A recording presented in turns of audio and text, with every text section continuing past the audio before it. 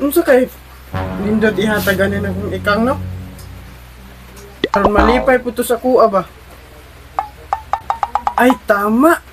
Nagipalit si Papa nga shampoo. Paunol to akong ihatag. Murag naara to sa lamesa iyang gibutan ba?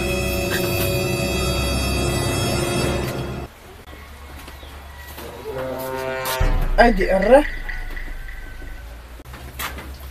Katong bataan no?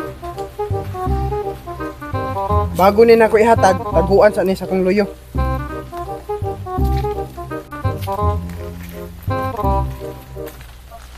Ay to ara. Panahon na ni nako para ihatag ni nako akong surprise. Psst! Kang! Hoy, Berto! Tawag lagi ko nimo. Ngano, nakay toyo? Naa, alisa dere. Sige, muanha ko. Kang, nagukoy surprise nimo. Hala, unsa na? Shampoo para mo shine imong buhok. Talaga, as in. Siyempre, para sa imuha gyud ni. Kinuha pa ni nako si Papa para lang mahatag si imuha. Dili ko'y basta-basaan ko. Dili lagi. Wala siya kabalog, ako'y nagkuha. Sure jud ka na, Berto? Sure na sure, Kang. Salamat, Berto.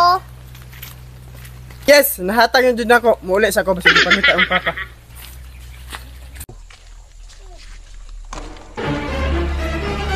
Wala kong shampoo diri nga bago pa man akong ipalit. Wa man. Berto!